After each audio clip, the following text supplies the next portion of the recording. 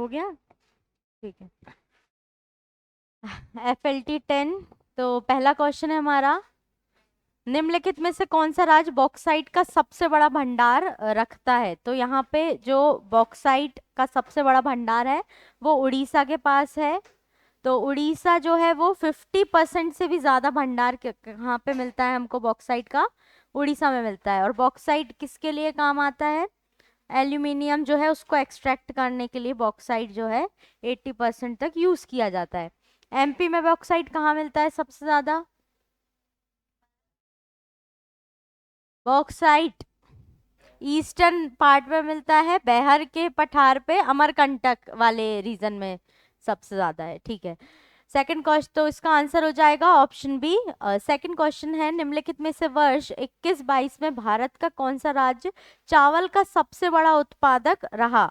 तो चावल का सबसे बड़ा उत्पादक जो है वो तेलंगाना है। अभी रिसेंट जो उसके अकॉर्डिंग रिसेंट की अगर बात करेंगे तो तेलंगाना आंसर हो जाएगा। तो आप भी उसको तेलंगाना कर लेना और अभी का डाल देना उसमें 23-24 में। हाँ, लेकिन अभी के अकॉर्डिंग उसको सही कर लो, ठीक। तो तेलंगाना का भी रिवाइज करोगे तो। निम्नलिखित में से कौन सा कथन सही नहीं है?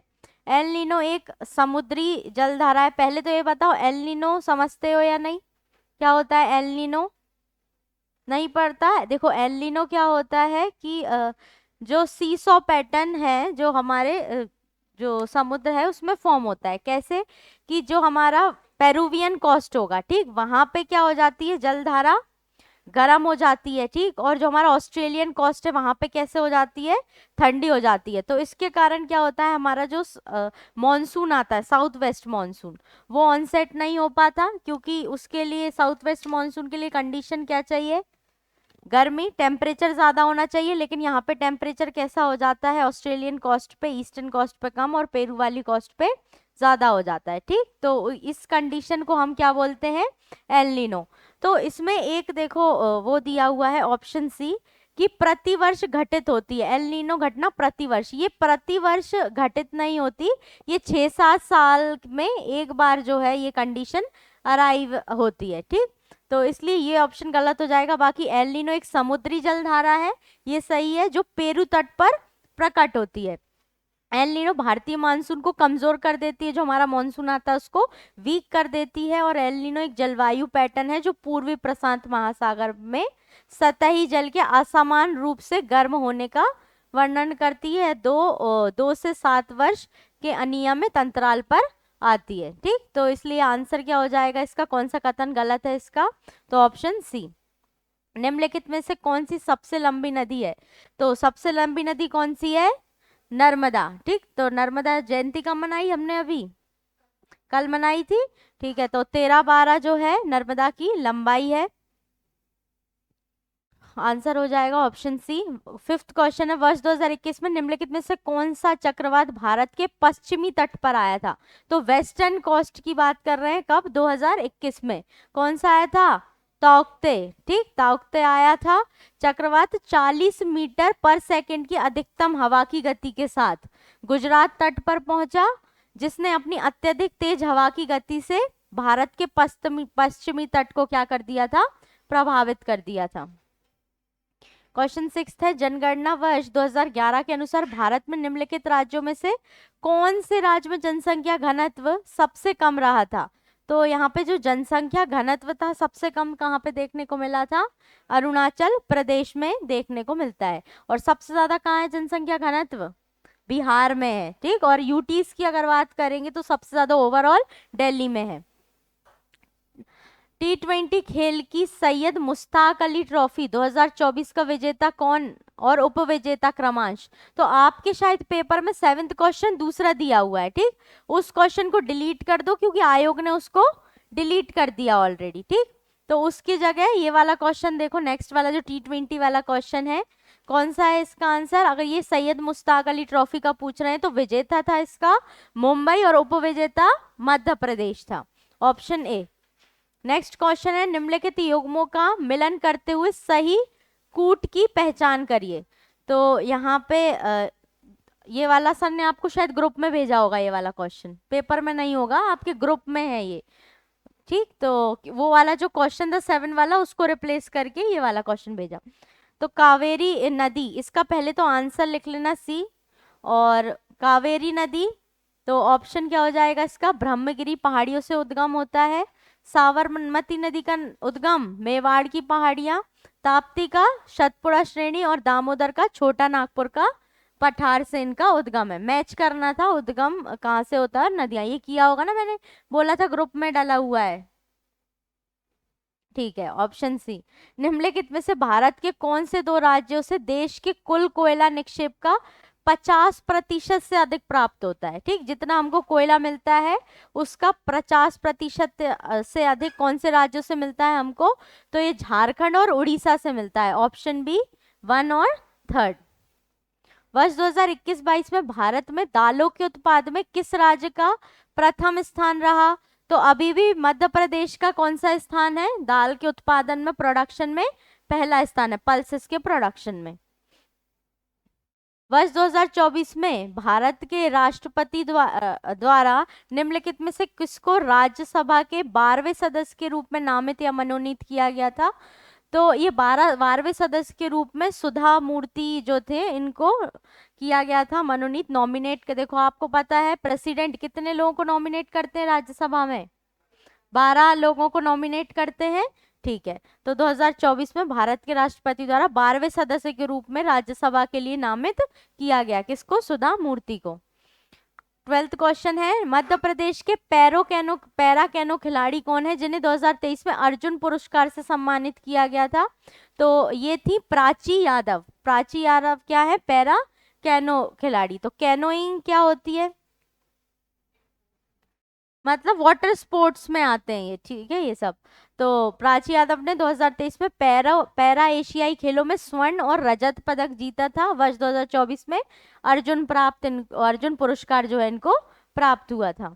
रानी दुर्गावती श्री अन्न प्रोत्साहन योजना के बारे में निम्नलिखित में से कौन से कथन सही है, आपको कथन दिए हुए हैं, इसके अकॉर्डिंग आपको बताना सही कौन से हैं। तो आंसर देखो क्या होगा, ऑप्शन डी, तीनों कथन सही हैं। यह मध्य प्रदेश में मिलेट या फिर मोटे अनाज को प्रोत्साहन करते हैं, यह पूरे मध्य प्रदेश में लागू है, होल एमपी में, और यह योजना 23-24 से 25-26 तक की अवधि के लिए है। ठीक, तो ऑप्शन क्या हो जाएगा, डी, तीनों सही हो जाएंगे। 14th क्वेश्चन है, निम्नलिखित में से कौन पारंपरिक माच गायन शैली के से संबंधित है, तो माच गायन शैली से ओम प्रकाश शर्मा जो है इनको क्या मिला था 2024 में, पद्म श्री मिला था।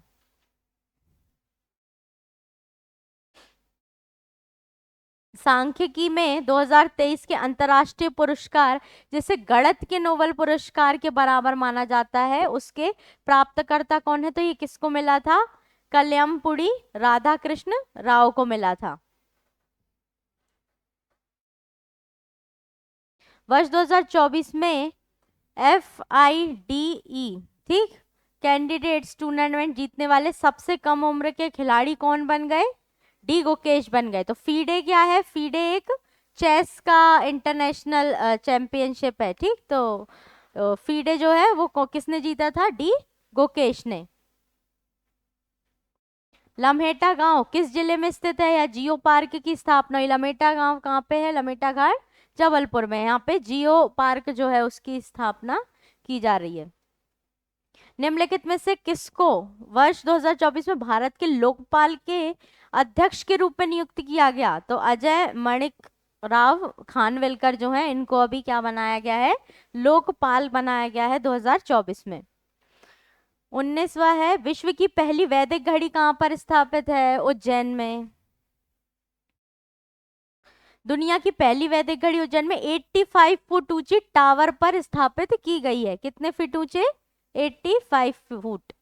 तो 20th क्वेश्चन है, जनवरी से मार्च 2024 में भारत और इंग्लैंड के मध्य संपन्न 5 टेस्ट मैचों की क्रिकेट श्रृंखला में विजयी रहा, तो ऑप्शन बी हो जाएगा, भारत कितने से विजय रहा था, 4-1 से, 4-1 से विजय रहा था, किससे, भारत और इंग्लैंड के बीच आयोजित 5 टेस्ट मैचों की क्रिकेट श्रृंखला में। मध्य प्रदेश के किस जिले में सोयाबीन का उत्पादन प्रारंभ हुआ था, कहाँ पे हुआ था ये, देवास में। सोयाबीन का उत्पादन सबसे पहले देवास जिले में शुरू हुआ था। यह जिला भारत की सोया राजधानी के रूप में प्रसिद्ध है। ठीक, तो सोया राजधानी कौन सी है हमारी? देवास। रॉक फॉस्फेट का उपयोग निम्नलिखित में से किस उद्योग में 25 में 25 किया जाता है? अरे वो 25 कुछ ऐसी लिखा हो गया इसमें, किसमें उपयोग किया जाता है। ठीक, तो आप सभी को पता है फर्टिलाइजर इंडस्ट्रीज में हम क्या यूज करते हैं? Rock phosphate. कहाँ पे है? National fertiliser limited, Madhya Pradesh में, गुना के विजयपुर में। ठीक है। 2021 के अनुसार मध्य प्रदेश के क्षेत्रफल एवं उत्पाद 26 की दृष्टि से अनाजों और गेहूं का कौन सा स्थान है? तो इसमें देखो, which of the place of wheat among cereals in terms of area and production in Madhya Pradesh. 21-22 के अकॉर्डिंग पूछा था, तब हमारा कितना था? पहला स्थान था। Bharat heavy electricals limited Bhopal की स्थापना किस देश की कंपनी की? डी। हाँ, तो BHEL की स्थापना किसके सहयोग से की गई थी? ब्रिटेन की सहयोग से। कब? 1964 में, और 1 फरवरी 2013 को इसको महारत्न का स्टेटस दिया गया। ऑप्शन हो जाएगा उसका डी। 25वां क्वेश्चन है, वर्ष 2011 की जनगणना के अनुसार किस जिले में नगरीय जनसंख्या का प्रतिशत सर्वाधिक है? देखो, जिला पूछा है तो आंसर भोपाल, अगर सिटी वाइज पूछ लेते तो आंसर क्या हो जाता?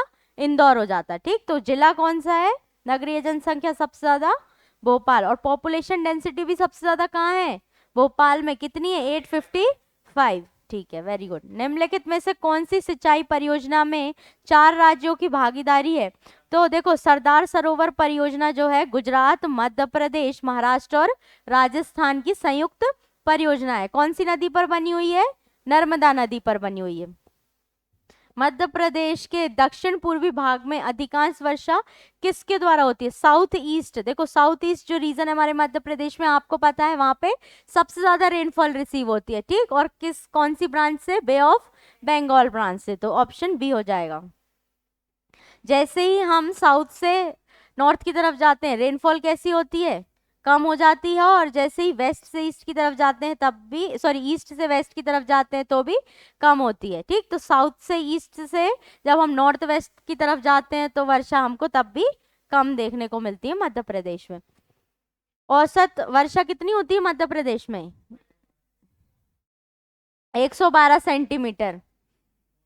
औसत वर्षा पूछिए 199, तो हो तो गई। मध्य प्रदेश की काली मिट्टी का निर्माण किस चट्टान के द्वारा हुआ? तो बेसाल्टिक चट्टानों के द्वारा जो काली मिट्टी उसका निर्माण हुआ, और 47% तक black cotton soil Madhya Pradesh में हमको देखने को मिलती है। कितनी परसेंट है? 47%। और 3 प्रकार की है ये भी, काली मिट्टी, साधारण काली, गहली काली और छिछली काली मिट्टी। ठीक, मध्य प्रदेश में बांस का राष्ट्रीयकरण कब हुआ था? 1973 जो है उसमें बांस जो है उसका नेशनलाइजेशन किया गया। 30th क्वेश्चन है, विंध्याचल स्कार्पलैंड का दक्षिणी भाग क्या कहलाता है? तो भांडेर का पठार। ठीक, भांडेर पठार किसको बोलते हैं हम? ये क्वेश्चन समझ नहीं आया। विंध्यान स्कार्पलैंड मतलब पूरा जो विंध्यन श्रेणी है। भांडेर क्यों नहीं पढ़ा? 3 पोर्शन पढ़ते हैं ना हम, तो कैसे इस तरीके से शेप बनाती है वो। ठीक, तो उसका जो दक्षिण वाला जो उसकी श्रेणी है उसमें पठार की बात करें, भांडेर पठार की बात कर रहे हैं यहाँ पे, श्रेणी की बात नहीं हो रही, पठार की बात हो रही है उसके। उसका जो साउथ वाला पार्ट है ना विंध्याचल पूरा, हाँ, तो उसमें भांडेर का पठार आता है। आप उसको श्रेणी के अकॉर्डिंग आंसर कर रहे हो, वहां पे क्या लिखा है? पठार लिखा है, रेंज नहीं है वो, प्लेट्यू है। ठीक, देखो, स्कारप्लैंड 4 समूह में विभाजित है, Semri group, Kaimur group, Rewa group और भांडेर ग्रुप। ठीक, Semri group, Kaimur group, Rewa group और भांडेर ग्रुप। चाहो तो लिख लो, ये लिखे हैं सेमरी लिखा है इसमें, सेमर लिखा है, सेमरी, कैमूर, रीवा ग्रुप और भांडेर ग्रुप। ठीक है, ट्विटर के संस्थापक जैक डॉर्सी। अभी ट्विटर को किसने खरीद लिया? एलन मस्क, और इसका नाम क्या कर दिया? एक्स कर दिया। जबकि ट्विटर बना कब था? 2006 में बना था ये।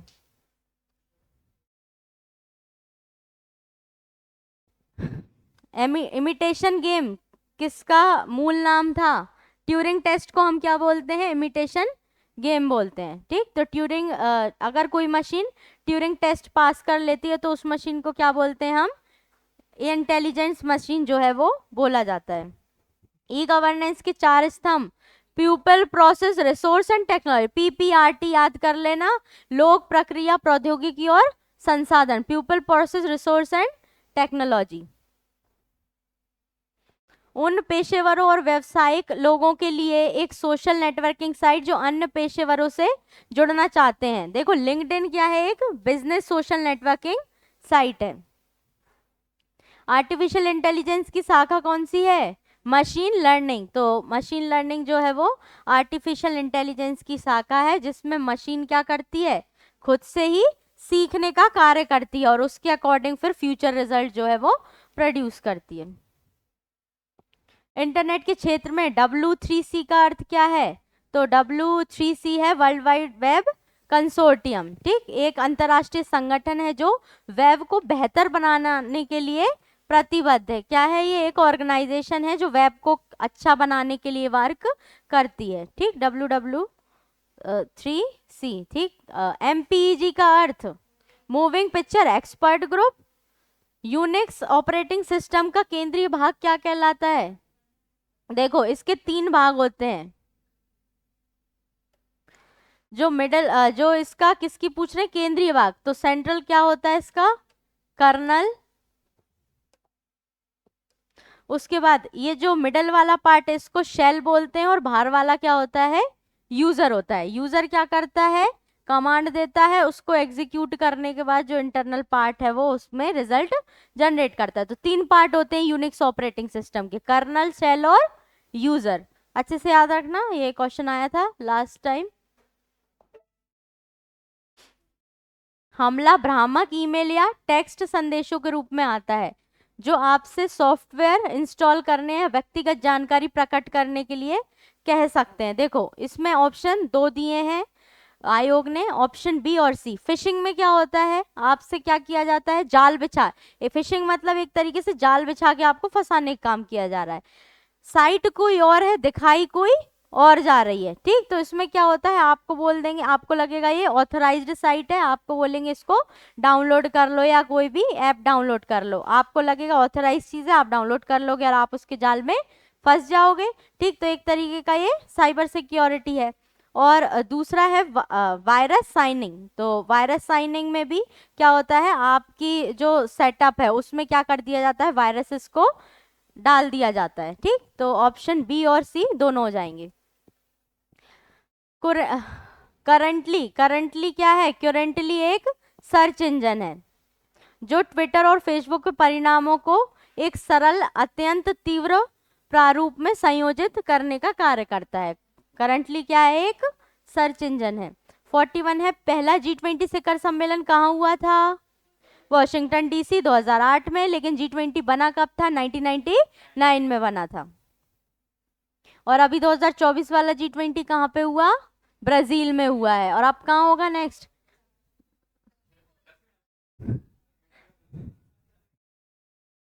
साउथ अफ्रीका है, वो दक्षिण कोरिया बोल रही है।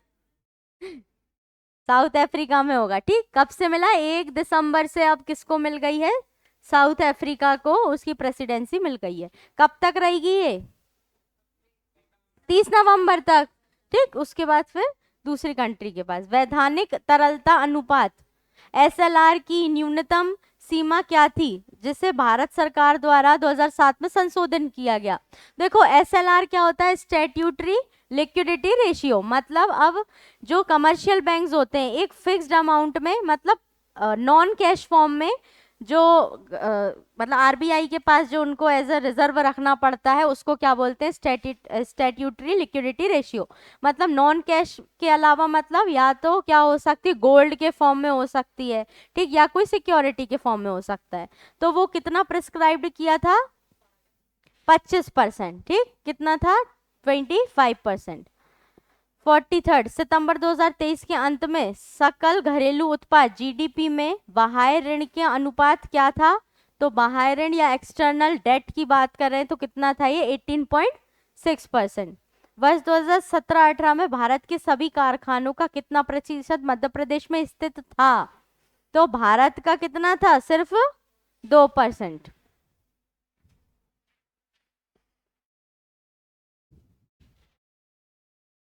मध्य प्रदेश सरकार की उन्नति एग्री जीआईएस परियोजना किस लिए है? तो किस लिए है ये एग्री जीआईएस? कृषि के पूर्व सूचना आधारित निर्णय लेने में सुविधा प्रदान करने हेतु उपग्रह इमेजरी और ड्रोन डेटा जैसी प्रौद्योगिकी का उपयोग करने के लिए। तो जीआईएस में क्या होता है? ज्योग्राफिकल इंफॉर्मेशन सिस्टम जो है, मतलब एग्रीकल्चर में टेक्नोलॉजीज का जो है वो यूज करने के लिए उन्नति जो है उसको चलाया गया था। ऑप्शन क्या हो जाएगा? Option B. 46 समग्र शिक्षा अभियान निम्नलिखित में से किन योजनाओं को एकीकरण से उभरा है? तो समग्र शिक्षा अभियान जो है वो सर्व शिक्षा अभियान, राष्ट्रीय माध्यमिक शिक्षा अभियान और शिक्षक शिक्षा, ठीक कहाँ दिया है ये? ऑप्शन सी ना, हाँ, टीचर्स एजुकेशन टी। तो ये इन तीनों को एकीकृत करके बनाया गया है। किसकी बात कर रहे हैं? समग्र शिक्षा अभियान। वर्ष 22-23 में मध्य प्रदेश और भारत के प्रति व्यक्ति आय के अग्रिम अनुमानों की स्थिर 11-12 कीमतों पर तुलना करने पर हम पाते हैं कि क्या देखने को मिलता है हमको? मध्य प्रदेश की पर कैपिटा इनकम कम है भारत की पर कैपिटा इनकम से। तो क्या हो जाएगा? Option B. अभी पर कैपिटा इनकम कितनी है मध्य प्रदेश की? 66,441। ठीक, कितनी है? 66,441। कांस्टेंट प्राइस की बात कर रहे हैं। 48 में जीआई टैग प्राप्त चिन्नौर चावल का उत्पादन मुख्य रूप से मध्य प्रदेश के किस जिले में पाया जाता है? किसका है? बालाघाट है चिन्नौर राइस। यहाँ पे बताना है अनूठे उत्पाद के साथ मिलाइए। तो अशोकनगर की चंदेरी साड़ी, खरगोन की महेश्वरी साड़ी, बुरहानपुर का केला और मंदसौर का लहसुन। ठीक, तो आंसर हो जाएगा ऑप्शन बी। नीति आयोग की एसडीजी इंडेक्स 2020 के अनुसार सूचकांक स्कोर रेंज के आधार पर सतत विकास लक्ष्यों में राज्यों के प्रदर्शन के विभिन्न श्रेणियों को कैसे परिभाषित किया है? देखो, एसडीजी जो है इंडेक्स जो है उसको 4 श्रेणियों में सरकार ने विभाजित किया हुआ है। ठीक, नीति आयोग निकालता है। तो इसका ऑप्शन बी हो जाएगा आकांक्षी। ठीक, एस्पिरेंट होते हैं वो 0, फिर 0 से कितना होगा? 49 होगा, यहाँ पे दिया हुआ है। ठीक, हाँ, इंग्लिश में हिंदी में गलत दिया। एस्पिरेंट 0 to 49, परफॉर्मर 50 से 64, फिर उसके बाद फ्रंट रनर 65 से 99 और अचीवर जो 100। अचीवर अभी तक कोई नहीं है। मोहन खेड़ा जैन तीर्थ निम्नलिखित में से किस जिले में स्थित है? तो मोहन खेड़ा धार में है और ये श्वेतांबर जैन तीर्थ स्थल है। बोरी कहाँ पे है? होशंगाबाद। अभ्यारण्य और उनके जिलों को देखना है कि कौन सा गलत है। बोरी होशंगाबाद, गंगऊ पन्ना में है, करेरा शिवपुरी में है, लेकिन घाटी गांव कहाँ है? ग्वालियर में है। गम्मत लोक नाटक का सूत्रधार कहा कहलाता है? तो यहाँ पूछ रहे हैं सूत्रधार ऑफ गम्मत थिएटर क्या बोलते हैं उसको? कुडम। ठीक, कुडम गरिया कहलाता है। ठीक, इनका जो सूत्रधार है। शंकरराव पंडित का संबंध किस विधा से है? तो ये ख्याल गायन से संबंधित है। शंकरराव पंडित कौन है? ख्याल गायन से संबंधित है। ग्वालियर घराने के क्या है? ये संगीतकार थे। वह ख्याल, टप्पा और तराना गायन के साथ साथ लयकारी में भी परिणत थे। तो कौन कौन से हो गए? ख्याल, टप्पा और तराना। निम्नलिखित स्वतंत्रता सेनानियों को उनके क्रांति क्षेत्र में सम्मिलित करें। देखो देखो, राजा मर्दन सिंह जो है वो कहाँ के थे? भानपुर के थे। फिर यहाँ पे बात करेंगे बख्तावली का, आपने सुना होगा, तो ये शाहगढ़ के थे। तो बख्तावली शाहगढ़। राजा दौलत सिंह नेमावर और मुराद अली महू से संबंधित थे। तो ऑप्शन हो जाएगा आंसर हो जाएगा ऑप्शन ए। नर्मदा नदी का साहित्यिक संदर्भ सर्वप्रथम कहाँ मिलता है? तो ये मिलता है हमको शतपथ ब्राह्मण में। ठीक, कहाँ पे मिलता है? शतपथ ब्राह्मण में। किस ताम्र पाषाण युगीन स्थल को वारामीर का जन्म स्थान भी कहा जाता है? तो किसको बोलते हैं? कायथा को, क्योंकि कायथा जो है उसके कहाँ पे है कायथा? उज्जैन का पुराना नाम क्या है? कायथा। कुमारगुप्त और बंधुवर्मन के दशपुर अभिलेख से संबंध में कौन सा कथन गलत है? ठीक, तो यहाँ पे अभिलेख रेशम बुनकरों की श्रेणी द्वारा सूर्य मंदिर का निर्माण उल्लेख है। ठीक, यहाँ पे, और ये दूसरा पहला एडवर्टाइजमेंट है, ये विज्ञापन देखने को मिलता है। यह अभिलेख में दशपुर के पश्चिम पूर्व भी कहा जाता है। अभिलेख में दशपुर को पश्चिम पूर्व भी कहते हैं इस अभिलेख में। और इस अभिलेख की रचना भवभूतनी ने की थी क्या? नहीं की थी। किसने की थी इसकी? वत्स भट्टी। ठीक, तो कुमारगुप्त और बंधुवर्मन का दशपुर अभिलेख वत्स भट्ट द्वारा लिखा गया था, तो जबकि भवभूति द्वारा नहीं लिखा गया, इसलिए ऑप्शन डी इसका गलत हो जाएगा। कोहबर क्या है? तो वैवाहिक अनुष्ठान स्थानिक भित्ति चित्र, तो मैरिज रिचुअल वाली पेंटिंग जो है वो कौन सी है? कोहबर है। तो कोहबर मधुबनी और मिथिला जो है, मधुबनी और मिथिला जो पेंटिंग है चित्रकला की एक शैली है। तो किस किस का है? मधुबनी और मिथिला, कोहबर। यशोधर्मन के सौंदनी अभिलेख की रचयिता कौन है? तो ये जो यशोधर्मन जो है, इनके सौंदनी अभिलेख के रचयिता कौन है? वासुल कवि। ठीक, कौन है? वासुल कवि है। सौंदनी अभिलेख कहाँ है?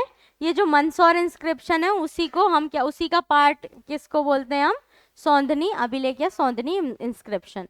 61 गुहा मंदिर में सुप्रसिद्ध कैलाश मंदिर कहाँ स्थित है? तो कैलाश मंदिर कहाँ पे है? एलोरा की गुफाओं में है। एलोरा की गुफाओं में क्या देखने को मिलता है हमको? कैलाश मंदिर। किसने बनवाया था ये कैलाश मंदिर? हाँ, कौन से कृष्ण? हाँ सही बोले, राष्ट्रकूट वंश के जो कृष्ण प्रथम है उन्होंने बनवाया था ये एलोरा का मंदिर। किस वेद में सभा और समिति के प्रत्येक संस्थाओं के रूप में घोषित किया गया? देखो, इसका आंसर तो दिया है आयोग ने अथर्ववेद, तो आंसर अथर्ववेद है, लेकिन ऋग्वेद और अथर्ववेद दोनों में सभा और समिति का उल्लेख कविलाई सभाओं के रूप में किया गया। अथर्ववेद में उन्हें वैदिक देवता प्रजापति की जुड़वा बेटियां बताया गया है। किसमें? अथर्ववेद में। लेकिन मतलब पृथक तौर पे बताया गया है किसमें? अथर्ववेद में। लेकिन हमको जानकारी और भी कहाँ से भी मिलती है इसकी? सी आंसर है, आयोग ने उसका आंसर सी दिया है। क्षेत्रीय वर्णों के उपनयन संस्कार में किस मंत्र के संपादन का प्रावधान था?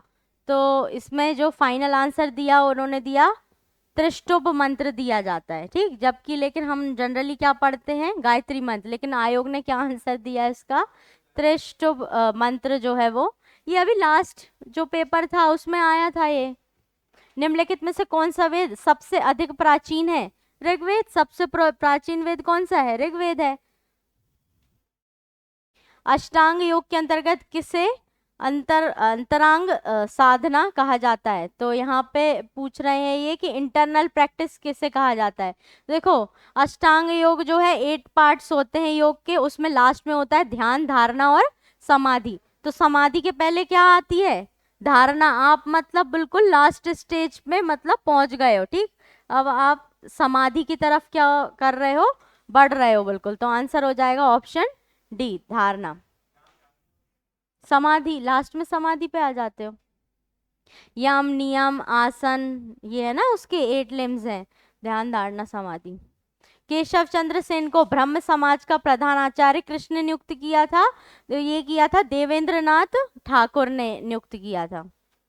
ठाकुर या टैगोर भी जिनको बोलते हैं उनको ठाकुर भी बोलते हैं। ठीक, गांधी जी ने किस आंदोलन के समय वेल्स के राजकुमार का बहिष्कार करने का आह्वान किया? तो ये देखो, किस चीज में हर चीज का बहिष्कार मतलब मतलब नॉन कॉरपोरेशन, किसी भी चीज में सहयोग नहीं करेंगे, तो ये था नॉन कॉपरेशन मूवमेंट। कब हुआ था नॉन कॉपरेशन मूवमेंट? 1 अगस्त 1920 में। और खत्म कब हुआ था ये? 12 फरवरी 1922 में इसको खत्म कर दिया गया था। अच्छे से याद रखना। फिर 68 है, के एम पणिकर ने किसके लिए कहा कि वे आधुनिक भारत के सर्वप्रथम कूटनीतिज्ञ हैं? तो ये कहा था गोपाल कृष्ण गोखले जी को। ये किसके गुरु थे गोपाल कृष्ण गोखले? महात्मा गांधी जी के गुरु थे। बंगाल भाषा में रचित ऐतिहासिक उपन्यास दुर्गेश नंदिनी के लेखक का क्या नाम है? दुर्गेश नंदिनी लिखी थी बंकिम चंद्र चटर्जी ने। मौर्यकालीन प्रशासनिक व्यवस्था में प्रदेष्टा किस विभाग से संबंधित था? तो प्रदेष्टा जो मौर्य काल में हुआ करते थे वो न्याय विभाग जो है उससे संबंधित होते थे। उसकी न्याय विभाग जो है कानून वगैरह इन सब की देखरेख का कार्य कौन करता था? मौर्यकालीन में प्रदेष्टा करता था।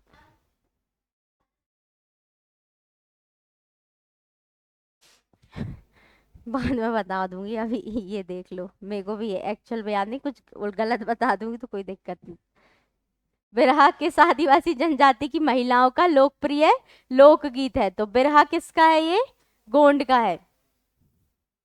मध्य प्रदेश सरकार द्वारा आदिवासी लोक व पारंपरिक कलाओं के लिए महिलाओं का कौन सा सम्मान दिया जाता है? तो देखो, लोक व पारंपरिक कलाओं के लिए हम देते हैं मध्य प्रदेश में राष्ट्रीय देवी अहिल्याबाई सम्मान। कब से दिया जा रहा है? ये 1996 से। आप चाहो तो लिख लो कि अभी 2021 का किसको मिला? संजो बघेल को मिला 2021 का, और 2022 का हेमलता उपाध्याय। ये जो 21-22 वाले हैं ये इसी वर्ष दिए गए हैं, ठीक। अभी जो लास्टली दिए गए थे एक साथ दिए गए थे दोनों, 21 वाला संजो बघेल को और 22 वाला हेमलता उपाध्याय को। ईयर वाइज याद रखना दोनों, ठीक। 21 वाला संजो बघेल को और 22 वाला हेमलता उपाध्याय को। यही रिसेंटली अभी दिए हैं। विश्व शतरंज चैंपियनशिप 2024 के विजेता डी गुकेश ने फाइनल्स में किसे हराया था? तो इन्होंने डिंग लिरेन, जो कहाँ के हैं? चीन के हैं, इनको हराया था। मध्य प्रदेश में आदिवासियों के लिए रोजगार योजना किसके नाम से चल रही है? तो टांटा भील और बिरसा मुंडा दोनों के नाम से चल रही है, ठीक। तो आंसर हो जाएगा बी और सी दोनों। जनजातीय कार्य विभाग प्रकाशन प्रतिष्ठान वान्या का स्थापना वर्ष? वान्या कब आई थी? 1980 में वान्या को चालू किया गया था। 1980, 1990, सॉरी 1980, 1980। महानायक टांट्या मामा किस आदिवासी जनजाति से संबंधित है? तो भील। तो मामा जो है भील जनजाति में जो मतलब बोलते हैं ना कि रिस्पेक्टेड पर्सन होते हैं, उनको मामा बोला जाता है। स्वतंत्रता सेनानी रघुनाथ सिंह मंडलोई संबंधित हैं? तो ये भिलाला जनजाति से संबंधित हैं। भिलाला जनजाति से संबंधित है, वे मालवा क्षेत्र के क्रांतिकारी थे। उन्होंने बूंद नामक स्थान पर अंग्रेजों के साथ क्या किया था? भीषण युद्ध लड़ा था। कौन से स्थान पे? बूंद नामक स्थान पे। भिम्मा जनजाति के लोग मध्य प्रदेश के किस जिले में निवास करते हैं? ये क्वेश्चन डिलीट कर दिया था आयोग ने, तो वो 2 क्वेश्चन बोला था ना कि डिलीट होंगे, तो एक ये वाला क्वेश्चन। तो स्वर्गीय श्री बादल भोई कौन थे? तो स्वर्गीय बादल भोई छिंदवाड़ा जिले के क्रांतिकारी जनजातीय स्वतंत्रता सेनानी थे, और 21 अगस्त 1930 में उन्होंने अंग्रेजी शासक ने रामाकोना में वन नियम तोड़ने के आरोप में श्री विश्वनाथ दामोदर के नेतृत्व में गिरफ्तार कर चांदा जेल भेज दिया गया था, ठीक। चांदा जेल भेजा था।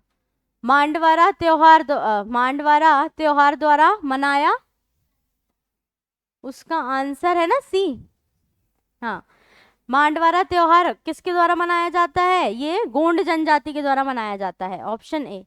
निम्नलिखित में से किस मामले में भारत के सर्वोच्च न्यायालय ने दोनों में संघर्ष की स्थिति में राज्य के नीति निषेधक सिद्धांत पर मौलिक अधिकारों की व्यापकता की घोषणा की? मतलब फंडामेंटल राइट्स, अगर देखो किसी भी केस में फंडामेंटल राइट्स और डीपीएसपी कॉन्फ्लिक्ट कर रहे होंगे तो उस केस में फंडामेंटल राइट्स जो है उसको सबसे पहले रखा जाएगा। ये किस केस में उन्होंने दिया था स्टेटमेंट? मद्रास राजवनम चंपकम दोराई राजन, ठीक, 1951। तो ऑप्शन बी हो जाएगा। इसमें क्या है?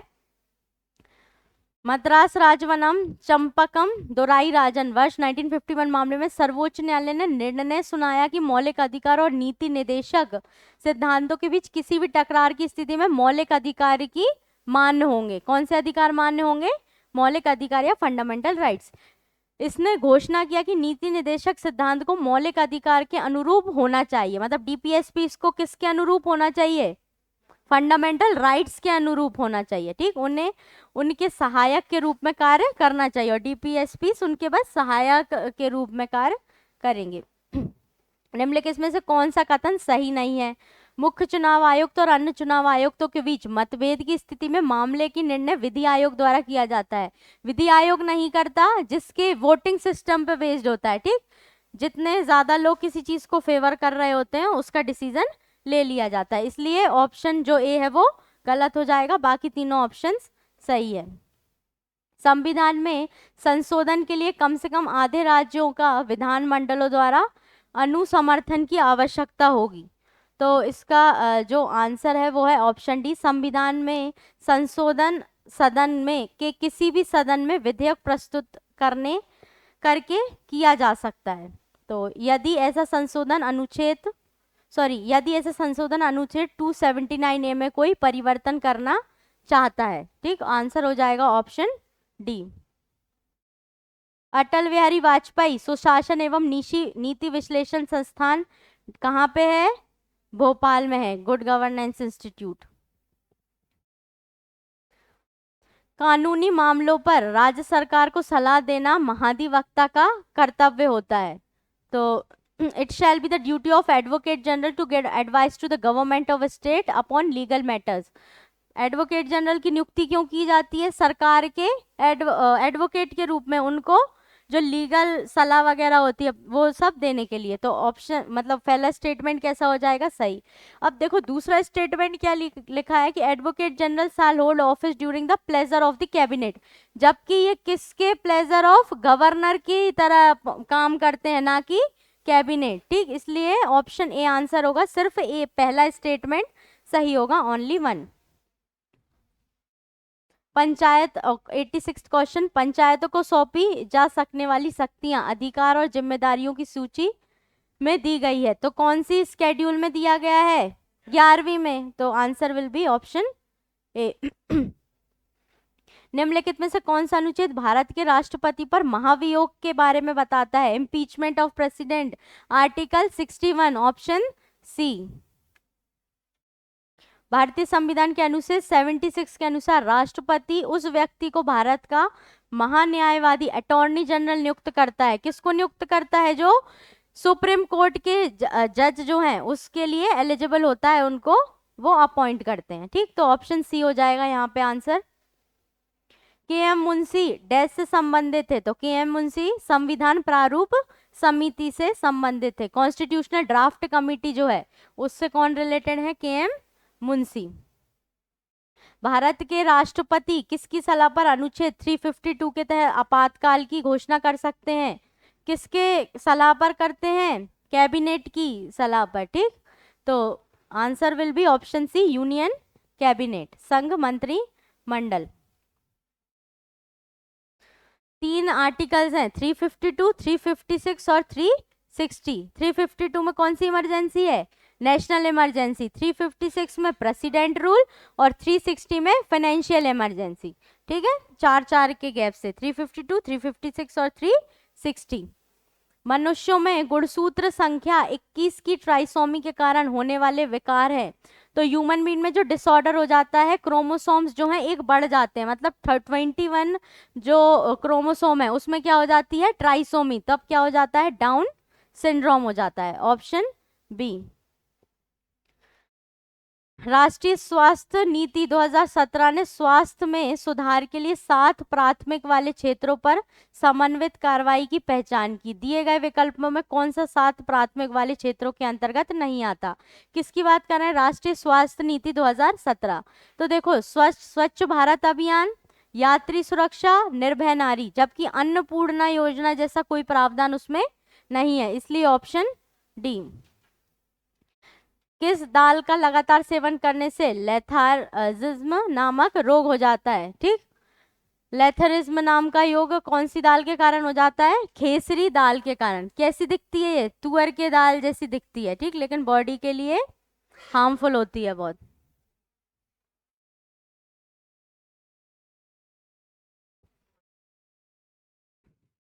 हाँ, देखो यहाँ पे लिखा है Continuous consumption of khesri dal can cause letharism. Letharism is a neurological disorder caused by the presence of neurotonics called beta and oxyl amino L alanine.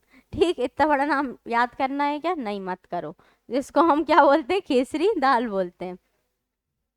Bharat सरकार ने जल प्रदूषण निवारण एवं नियंत्रण अधिनियम कब पारित किया था? 1974 में पारित किया था। एसडीजी इंडेक्स 2018 के अनुसार एसडीजी 1, 2 और 9, देखो 1 कौन सा है?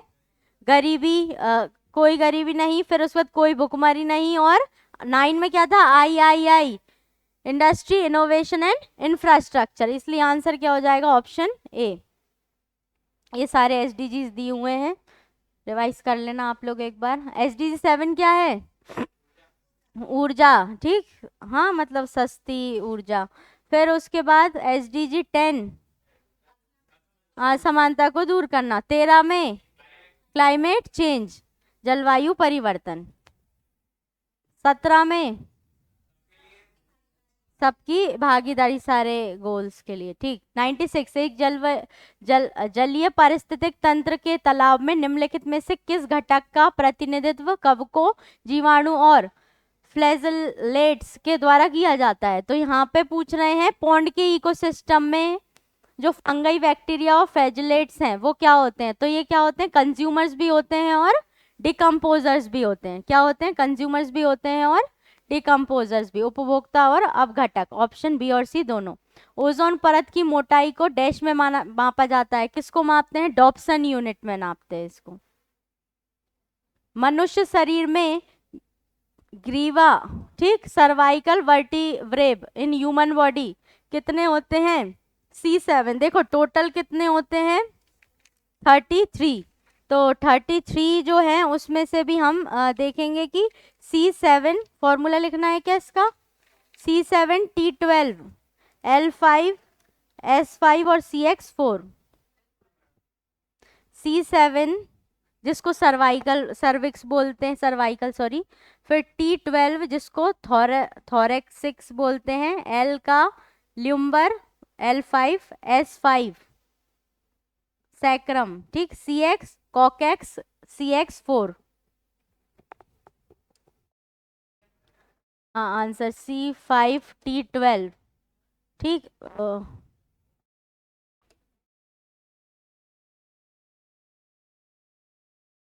C7T12 L5 S5 और CX4, ठीक। टोटल कितने हो गए?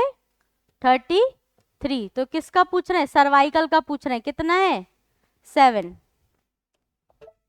In which year was India's first interplanetary mission to planet Mars launched successfully? Mom mission कब आया था?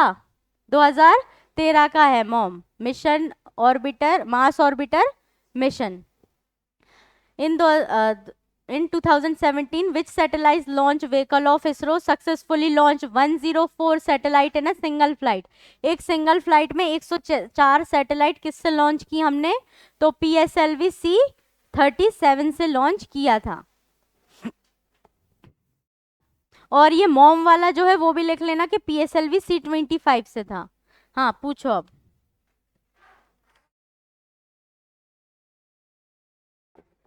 हाँ, PSLV C-25 ये लिखा है ना इधर, ये लिखा। सर्वाइकल, रुको मैं लिख देती हूँ।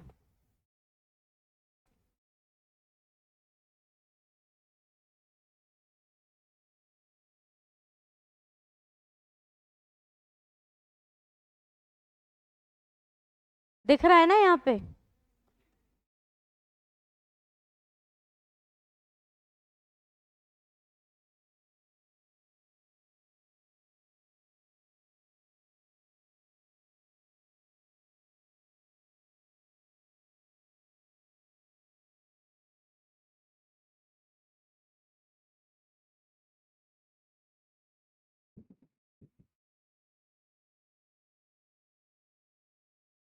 C7T12 L5 S5 CX4।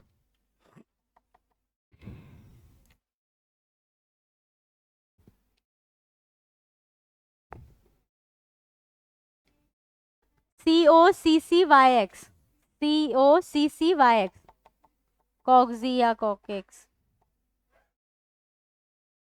लिख लिया?